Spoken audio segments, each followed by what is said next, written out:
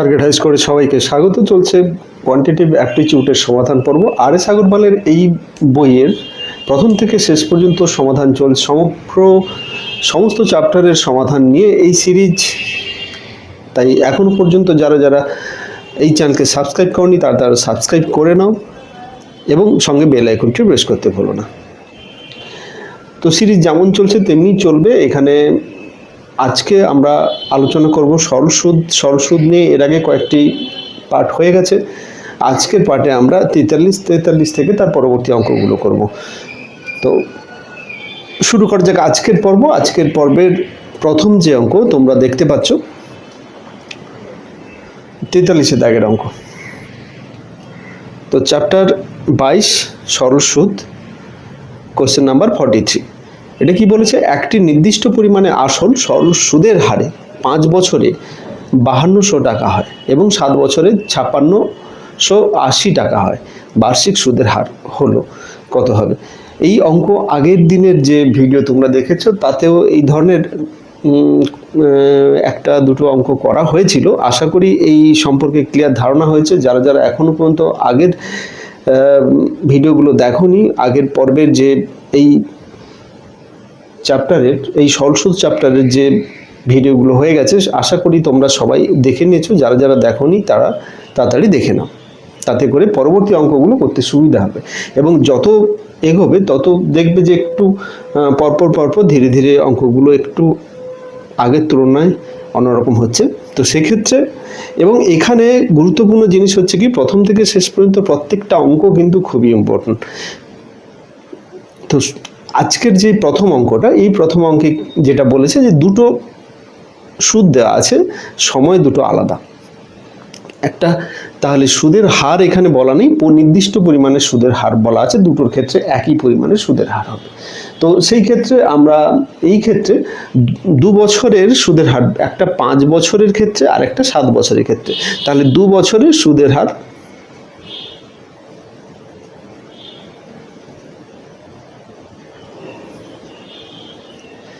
কত হচ্ছে? আমরা আগেই বলেছি এটা বিয়োগ করে কেন হয় না, যেহেতু আসলটার কোনো পরিবর্তন হয় না, এটা যেহেতু সরল সুদ, সেই জন্য আসলের কোনো পরিবর্তন হয় না, আসল একই থাকে। সেই ক্ষেত্রে শুধু সুদটার পরিবর্তন হয়। সেই জন্য বিয়োগ করলে আমরা সময়ের সঙ্গে সময় বিয়োগ করব এবং এখানে টোটাল যে অ্যামাউন্টটা তার সঙ্গে পরবর্তী অ্যামাউন্ট বিয়োগ করব। তাতে করে আমরা ওই নির্দিষ্ট সময়ের মধ্যে যে কত সুদটা হচ্ছে সেটা আমরা পেয়ে যাব। তাহলে এখানে দুটো সুদ দেওয়া ছিল, 5680 আর একটা 5200। তো 5680 থেকে 5200 আমরা বিয়োগ দেবো, এটা হবে 480 টাকা। এই 480 টাকা সুদ হচ্ছে কত বছরে? 2 বছরে। তো এই ক্ষেত্রে তাহলে 1 বছরে আমাদের কত হবে? 480/2। আবার 5 বছরে হবে কত? 480/2 × 5। অতএব তাহলে 1 বছরে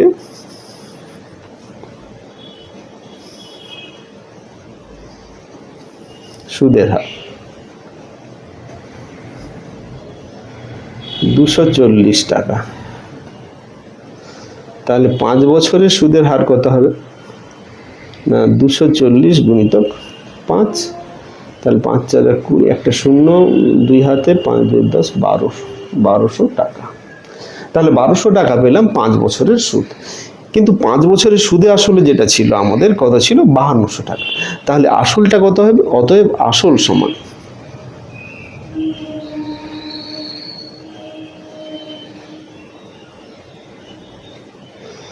তার মানে এটা কত হচ্ছে? 4000 টাকা। তাহলে আসলটা আমরা পেলাম এক্ষেত্রে কত? না, 4000 টাকা। তো এই যে আসলটা পেলাম, এইবারে আমাদের সুদের হারটা চেয়েছে। সুদের হার কিভাবে বের করব? সুদের হার আমরা জানি যে সুদের হার সমান, সূত্র বসাবো। সূত্র যেমন হয়, এটা গুণিতক আমরা 1200, যেটা সুদ SI, 100 × SI বাই, এখানে আসলটা হচ্ছে P, আর এর সঙ্গে যেটা থাকবে সেটা হচ্ছে সময়, যেটা 5 বছরের ক্ষেত্রে এটা হয়েছে। সেই জন্য আমাদের সূত্র ছিল যেটা সুদের হার R সমান হচ্ছে 100 × SI by P P into T, এটা হচ্ছে সূত্র।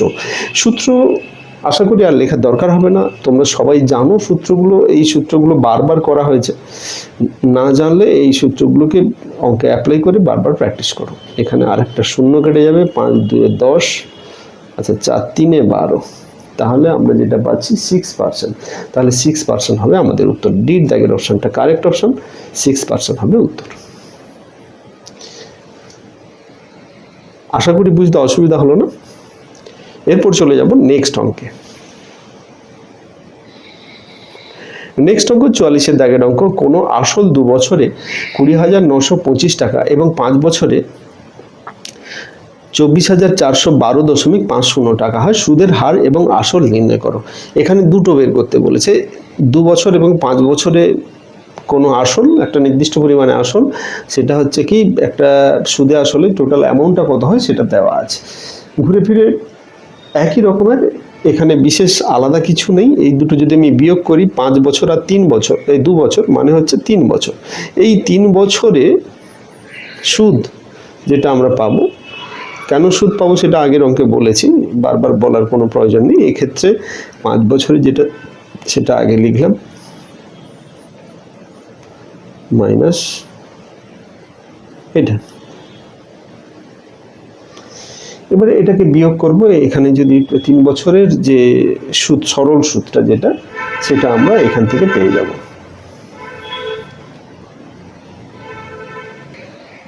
তো তাহলে এটা বিয়োগ করলে আমাদের দাঁড়াচ্ছে কত, 5 0, আর এটা বিয়োগ করলে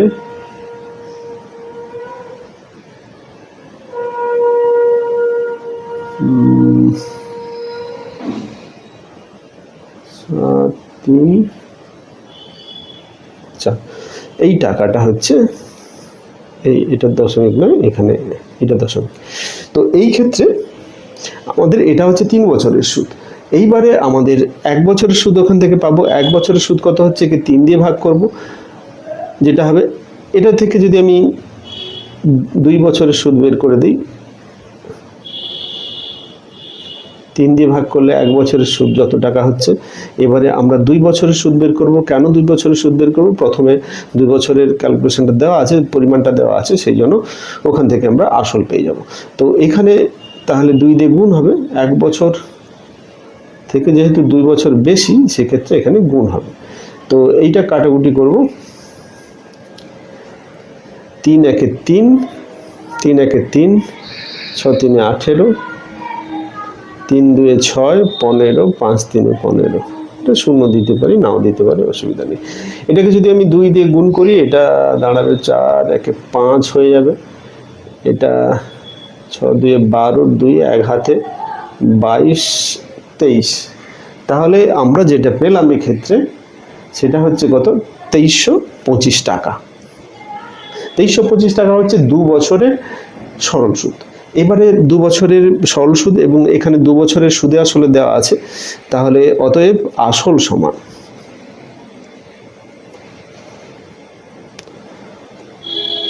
তো 2 বছরের যে সুদে আসলে যেটা দেওয়া ছিল মাইনাস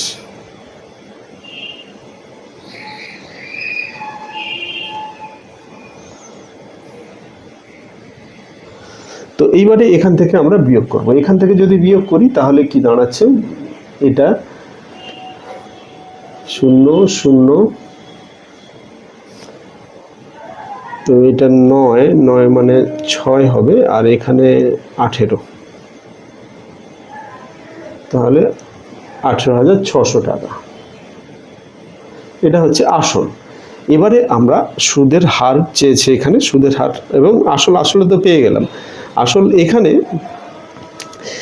তো দেখবে এখানে যে উত্তর যদি একটাই থাকে সেক্ষেত্রে আর বের করার দরকার নেই।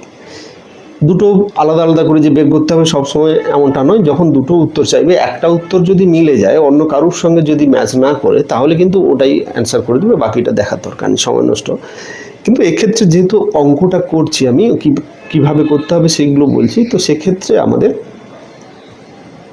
আমরা বুঝতে পেরেছি যে উত্তরটা হবে এটা। এখানে কিন্তু এটা ডবল নেই। এবার দেখে নেবো যে এটা 6.25% হয় কিনা। তাহলে সুদের হার সুদের হার সমান একই সূত্র এখানে আসবে 100 গুণিতক এই ক্ষেত্রে সুদটা কত হবে 2325 এটা ইনটু ক বছরের ক্ষেত্রে হচ্ছে এটা, আচ্ছা আসলটা হচ্ছে 1600 আর 2 বছরের ক্ষেত্রে হচ্ছে এটা 1600 নয় 18600 এটা। এবারে এটাকে আমরা এই দুটো শূন্য কেটে দিলাম, বাকিটা আমরা ক্যালকুলেশন করব, ক্যালকুলেশন করে এটা কত হয় সেটা আমরা দেখব। এটা যদি ক্যালকুলেশন করি, ক্যালকুলেশন করলে এইটাকে তাহলে গুণফল দিয়ে ভাগ করতে হবে। এটা ক্যালকুলেশন করলে ওই 6.25% হবে, আলাদা কিছু নয়, ওটাই একটাই উত্তর। এখানে এর দাগের অপশানটা কারেক্ট অপশান। এবার চলে যাব নেক্সট অঙ্কে। নেক্সট অঙ্ক কি বলেছে একবার দেখে নেই। এটা 45 দাগের অঙ্ক। এটা বলেছে কোনো আসল সরল সুদে 2.5 বছরে 1012 টাকা এবং 4 বছরে 10,067.20 এই 1067.20 টাকা হয়, বার্ষিক সুদের হার কত হবে? একই রকমের অঙ্ক, ঘুরে ফিরে ডাটাগুলো একটু চেঞ্জ করা আছে, আর কিছুই নয়। পারলে তোমরা এটা দেখে নিও, অবশ্যই এটা জানিও কমেন্টে যে এটার কি ধরনের উত্তর আসবে বা কোন উত্তরটা হবে। একই অঙ্ক বারবার এই ক্ষেত্রে আমি করব না। চলে যাচ্ছি পরের অঙ্কে।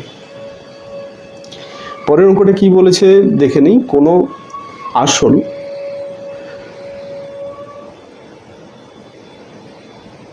$18.75 এই পার্সেন্ট এত পার্সেন্ট বার্ষিক সরল সুদের হারে কত সময় দ্বিগুণ হবে? একটু অন্য রকমের অঙ্ক। তো এই ধরনের যত ছোট ছোট অঙ্ক ক্ষেত্রে সেই অঙ্কগুলো কিন্তু খুবই গুরুত্বপূর্ণ এবং সেই অঙ্কগুলোতে সতর্ক থাকতে হবে।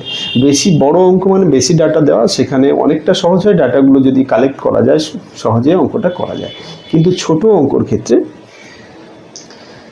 এটা ক্ষেত্রে সাবধান থাকতে হবে। এখানে কোনো আসল বলেছে, এটার বার্ষিক সরল সুদের হার 18.75%, এটা বলেছে বার্ষিক সরল সুদের হার। তো তাহলে বার্ষিক সরল সুদের হারে কত সময়ে দ্বিগুণ হবে, কত সময়ে দ্বিগুণ হবে সেটা আমাদের কোনো একটা আসল। তো এই ক্ষেত্রে আমরা জানি না আসলটা কি হচ্ছে, তো সেক্ষেত্রে আমরা আসল একটা ধরে নেব। তো আসলটা ধরে নিচ্ছি, ধরি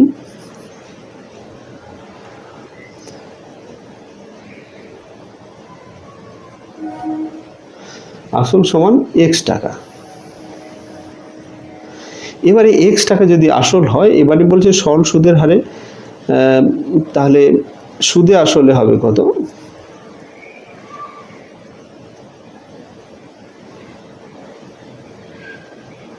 $2x টাকা। তাহলে সুদ কত হবে? সরল সুদ 2x মাইনাস x সমান হচ্ছে কত? x টাকা। তাহলে x টাকায় সুদ হচ্ছে 1 বছরে x টাকা, এটা আমরা পেলাম।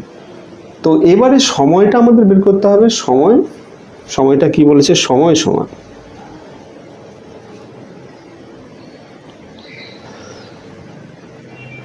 তো সময় সমান 100 ইন্টু SI বাই সূত্র অনুসারে P ইন্টু R। তাহলে 100 ইন্টু SI, যেটা এখানে কি হচ্ছে না দেওয়া আছে SI এক্ষেত্রে x ধরেছি, SIটা x ধরেছি, আর যেটা P যেটা হচ্ছে সেটাও x হচ্ছে আমাদের, আর R যেটা রেট অফ ইন্টারেস্ট যেটা এইটা 18.75। তো x কেটে গেল এই ক্ষেত্রে। তাহলে আমাদের কি দাঁড়ালো? এটা হচ্ছে কত? 100/18.75। এইবারে এটাকে যদি আমি ক্যালকুলেশন করি, এটা কি দাঁড়ায় একটু দেখে নিই। তাহলে এইটাকে যদি আমি দশমিক তুলে দিই, তাহলে ওটা কত দাঁড়াচ্ছে? 1875/100। এই 100টা উপরে গুণ হয়ে যাবে। এবারে এটাকে আমরা কাটাকুটি করব। এখানে কাটাকুটি যদি করি, এটা দাঁড়াবে কত না, এটা 25 দিয়ে কেটে যায়, 25 4 100, 25 সাথে 175 আর 125, 25 5-এ 125। আচ্ছা, আবার 25 দিয়ে এটার সঙ্গে কাটবে, 25 4-এ 100, 25 3-এ 75। তার মানে হচ্ছে কত? 16/3। এই 16/3 যেটা হলো, এটাই হচ্ছে সময়, এত বছর। তাহলে এইটাকে আমাদের করতে হবে কি, এটাকে আমাদের যে উত্তর আছে সেই রকম ভাবে সাজাতে হবে। তাহলে 16/3 যেটা আছে সেটাকে করব কি, 6 5 3-এ 15, তাহলে 5 + 1/3 বছর। আচ্ছা, এই যে বছরটা, এটা তো পূর্ণ বছর থাকলো, এটা 5 বছর হয়ে গেল। আর এই 1/3 বছরকে আমরা কি করব, 1/3 বছরকে আমরা মাসে কনভার্ট করে নেব, সব পূর্ণ সংখ্যায় আনবো। এই ক্ষেত্রে 4 3-এ 12, এত মাস। সুতরাং আমরা তাহলে এর ফাইনাল রেজাল্ট কি পাচ্ছি না, 5 বছর 4 মাস। এটাই হবে আমাদের উত্তর। সময়টা 5 বছর 4 মাস। দেখে নিই উত্তরগুলো কি আছে। 4 বছর 5 মাস, 6 বছর 2 মাস, 5 বছর 4 মাস, 6 বছর 5 মাস। এখানে আমাদের উত্তর হয়েছে কত, 5 বছর 4 মাস। তাহলে বির দাগের অপশনটা 5 বছর 4 মাস, এটা হচ্ছে কারেক্ট অপশন।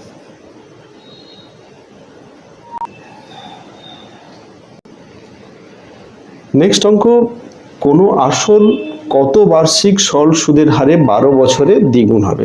আচ্ছা, এই ক্ষেত্রে বলেছে কোনো আসলটা আমাদের জানা নেই, আমি ধরে নেব, ধরি আসল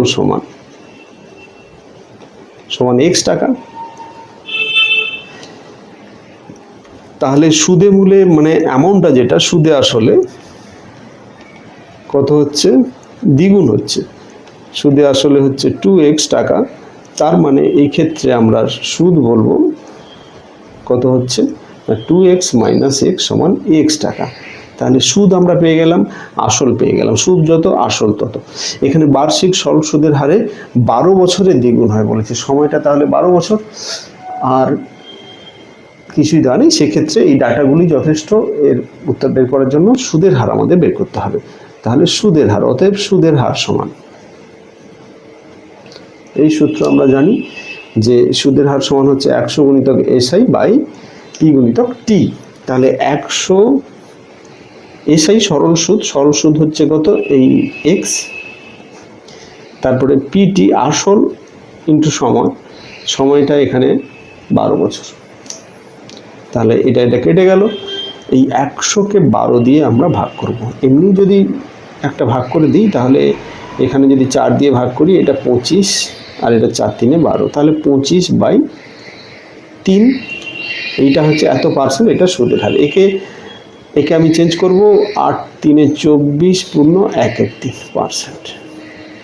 তাহলে বির দাগের অপশনটা কারেক্ট অপশন, 24 পূর্ণ 1/3% হবে এর নির্ণয় সুদের হার। নেক্সট অঙ্ক 48 দাগের অঙ্ক, এটা দেখে নিই কি বলেছে।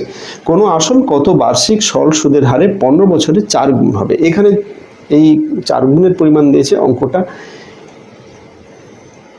ডাটাটা একটু আলাদা হবে। এই ক্ষেত্রে আসল আমাদের ধরে নিতে হবে, ধরি আসল সমান P ধরলাম, প্রিন্সিপাল সেই হিসেবে P ধরলাম। এইবারে বলেছে কি, কত পার্সেন্ট বার্ষিক সরল সুদের হারে 15 বছরে 4 গুণ হবে। তাহলে 15 বছর পর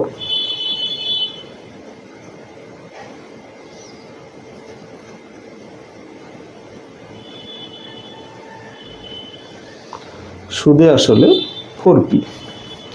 তাহলে 15 বছরে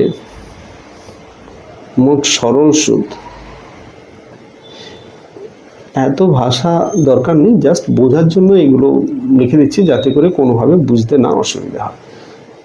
সিম্পল অঙ্ক, খুব কম সময়ের মধ্যে এগুলো হয়ে যাবে। এখানে সুদটা পাওয়া যাচ্ছে 3P টাকা, আর আসল পাওয়া যাচ্ছে P টাকা, মানে 3 গুণ হচ্ছে এর সুদ কত বছরে, 12 বছরে। তো আমাদের বের করতে হবে কি, সুদের হার। অতএব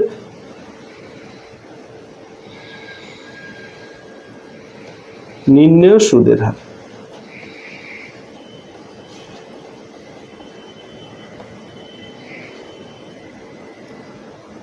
সুদের হারটা আমরা বের করে নেব।